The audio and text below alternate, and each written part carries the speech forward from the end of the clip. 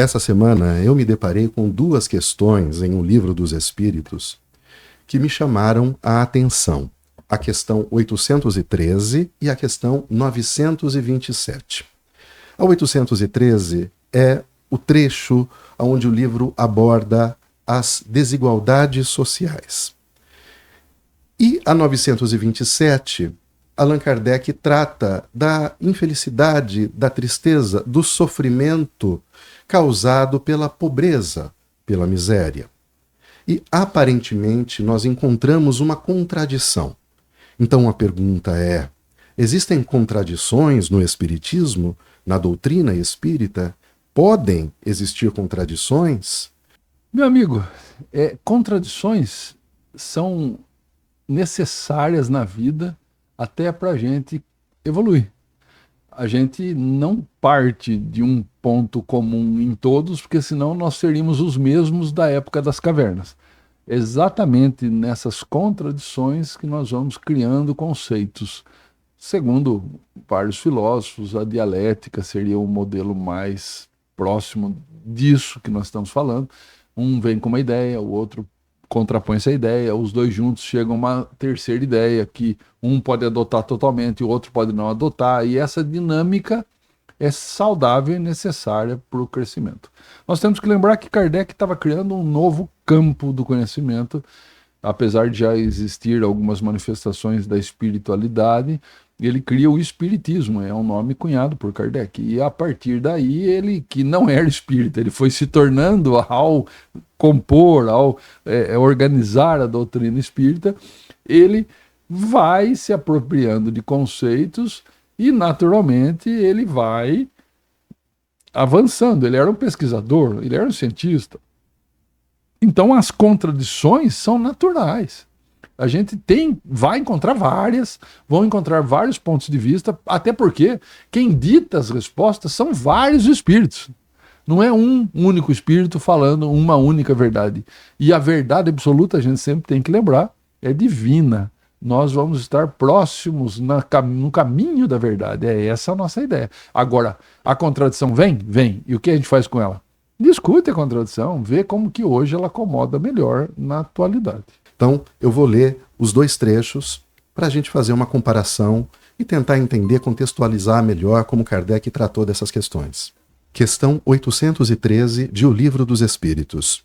Pergunta: há pessoas que caem na privação e na miséria por sua própria culpa. A sociedade pode ser responsabilizada por isso? Resposta: sim. Como já dissemos, muitas vezes a sociedade é a causa principal dessas faltas. Ademais, não lhe cabe velar pela educação moral de seus membros? Quase sempre é a má educação que falseia o julgamento dessas pessoas, em vez de sufocar suas tendências perniciosas. Essa, então, é a questão 813, Allan. Da resposta do Espírito de Verdade, o que a gente pode depreender? A gente tira dessa pergunta e dessa resposta algumas ideias que a gente pode discutir. Uma delas, eu acho até bem coerente a resposta, no seguinte sentido: há um processo educativo social, porque quando nós nascemos nós somos arremessados numa cultura. E essa cultura que nos educa no sentido de recebermos informações padronizadas daquela cultura. Então eu nasci numa família que me passa alguns conceitos, vou estudar numa escola que passa outros, vou frequentar uma religião que me passam outros. Esse processo me educa, não existe um único educador, é uma sociedade que me educa, eu sou fruto de uma sociedade. Então se aquela sociedade não me educa para eu ter uma assertividade nas minhas escolhas, eu talvez vá falhar ali na frente. Até porque é ainda da natureza humana a imperfeição. Então, eu tenho que buscar isso aí. Eu acho que isso, para mim, é o principal da resposta que me ficou. O que é interessante nessa abordagem, Allan, é que ela é extremamente atual. Ela está em concordância com a sociologia. Lembrando que, à época de Kardec, não havia sociologia, uma ciência devotada a compreender a sociedade, as instituições, a influência que essa sociedade exerce sobre o indivíduo. A visão era mais individual mesmo, até mais religiosa, a responsabilidade era mais individual. Por conta disso, essa resposta ela nos surpreende pela lucidez e pela contemporaneidade dessa resposta.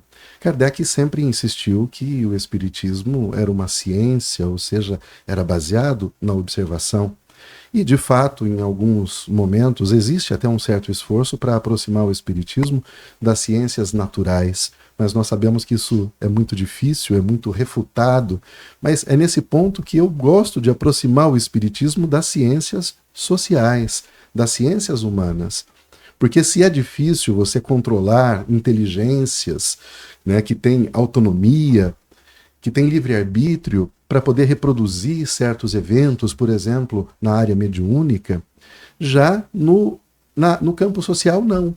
Ou seja, o Espiritismo, na minha singela opinião, ele é uma ciência, mas mais uma ciência social que explica a humanidade, o comportamento do indivíduo. Então, tomando por base essa ideia, a questão 813 ela está muito atual quando ela responsabiliza realmente a sociedade. Pelo que você colocou, quando a gente nasce, a sociedade já está aí. A estrutura de desigualdade da sociedade já está posta. Algumas pessoas têm acesso a recursos que outras não têm. Você tem o capital econômico, financeiro, que é o próprio dinheiro para adquirir as coisas. A partir daí você tem o capital cultural. Quantas pessoas têm acesso à cultura, têm acesso a uma educação de excelência que outros não têm. Então, a ideia da meritocracia nesse contexto desigual da nossa sociedade é incompatível. E o próprio Kardec, em outros trechos da obra, deixa claro que no dia em que no planeta Terra prevalecerem ou caírem, né, por terra o orgulho e a vaidade, aí sim as diferenças seriam baseadas na meritocracia, no mérito de cada um. Mas até lá, enquanto você tem o orgulho, você tem a vaidade, o egoísmo, as diferenças, as desigualdades são sim uma causa social, não são criadas por Deus, não são da natureza. Mas vamos avançar então para a questão 927. Pergunta: certamente o supérfluo não é indispensável à felicidade. Porém, o mesmo não se dá com o necessário. Ora, não será real a infelicidade daqueles que estão privados do necessário? Resposta: na verdade, o homem só é infeliz quando sofre a falta do necessário à vida e à saúde do corpo. Essa privação talvez se deva à sua própria culpa. Daí porque só tem que se queixar de si mesmo. Se a culpa for de outrem, a responsabilidade recairá sobre aquele que lhe tiver dado causa. Alain, nesse ponto é possível perceber a diferença. Muito grande, né? É bem gritante, né, a diferença, porque aí ele está se aproximando aos conceitos modernos de meritocracia. Quer dizer, se você se aplicar bastante, você vai resolver todos os seus problemas. Se você se aplicar bastante, tudo vai dar certo. Então a causa, quando não der certo, é você que não se aplicou. A pergunta do Kardec é muito coerente. Eu achei de bom senso a pergunta, mas a resposta leva a gente a considerar que a meritocracia que vai nos fazer evoluir no mundo, crescer, ter dinheiro. Então tudo vem da meritocracia. Então realmente ela fica muito distante da primeira resposta. Porque o segundo que dá para entender pela pergunta que você colocou é que a pessoa pode viver sem o supérfluo. O supérfluo não é indispensável à felicidade. Ou seja, é possível ser feliz sem o supérfluo. É possível ser feliz, então, tendo o básico, o necessário, como ele coloca aqui, para a saúde do corpo. Só que aí na resposta ele vai que essas pessoas, então, não estão se esforçando o suficiente. Não estão se esforçando, porque a culpa é dela só. E ele até coloca aqui uma alternativa, né? Se a culpa for de outrem, a responsabilidade recairá sobre essa outra pessoa. Tudo bem, poderia até abrir aí uma culpa social, uma culpa da cultura, né, na sua não aceitação. Mas aí eu não gosto, eu aboli do meu dicionário a questão de culpa. Não é uma questão de culpa. é uma questão de responsabilidades. Então, assim, há uma responsabilidade da cultura sobre a minha decisão, sobre a minha evolução, sobre o meu caminhar no mundo. Mas tem um peso meu? Tem, mas dificilmente eu tenho liberdade para agir depois de estar inserido na cultura. Então, como que eu sou responsável, talvez, quando eu tiver a capacidade de discernir entre o certo e o errado e ainda escolher o errado. Aí é minha responsabilidade. Agora, nem sempre eu vou estar em condições de ter essa visão de mundo, de saber discernir o certo e o errado. Então, eu acho muito incoerente essa resposta. E eu acho que uma das consequências principais dessa resposta também é essa visão deturpada da responsabilidade do indivíduo pelas suas carências. Ou seja, atribuir essa carência como uma expiação de faltas cometidas em outras existências. Então, se ele está vivendo uma situação de carência extrema, de miséria, certamente ele deve ter tido um comportamento muito ruim com o dinheiro, uma relação muito ruim com o dinheiro em outras existências. Ele foi um senhor de engenho cruel, ele foi um empresário à época da Revolução Industrial que prejudicou, que explorou as pessoas, ele foi um escravizador, um escravagista, né, que teve muitos escravizados no seu poder, e hoje ele vive as consequências disso. Então, essa é uma leitura comum em muitas obras espíritas, inclusive. Obras que tentam até explicar e justificar, de certa forma, a escravidão, dizendo que aqueles povos escravizados também estavam tendo uma oportunidade, pela escravidão, de expiar erros cometidos no passado. Essa é uma leitura muito perigosa, porque ela acomoda. Eu olho para a sociedade e eu falo, as coisas são como tem que ser, as coisas são como elas têm que ser. Elas estão assim porque as pessoas plantaram essa realidade. E isso tira a agência, o poder da gente fazer alguma coisa para transformar a sociedade. E o Espiritismo é muito claro com isso. Ele nos convida à ação sempre. Ele não é uma doutrina de uma crença vazia, passiva, muito pelo contrário, ele nos conclama a ação social. Tanto que uma das frases principais do Espiritismo é: fora da caridade não há salvação.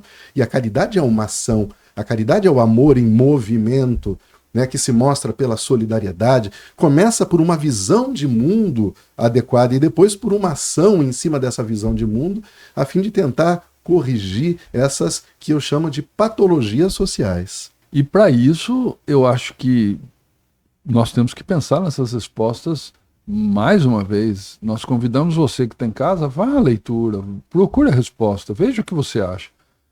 Nós somos só fruto de uma sociedade que nos criou e nos deixou como somos? Ou nós também temos a nossa responsabilidade em autotransformação? Nós podemos romper os grilhões que a sociedade cultural tenta nos impor ou conseguimos livremente nos manifestar sempre?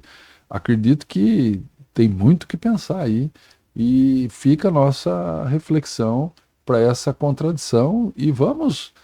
não é que a gente fica procurando falhas no Espiritismo, a gente fica procurando avançar o Espiritismo através de uma reflexão séria, coerente, com o que está escrito ali. Vamos lá, vamos avançar. E convidamos você a avançar conosco, a se manifestar depois do vídeo, a deixar sua pergunta, deixar seu comentário. É esse o movimento do Espiritismo. Muito obrigado, meu amigo. Longe de esgotar o assunto, mas vamos seguir em frente com nossas inquietações. Sempre.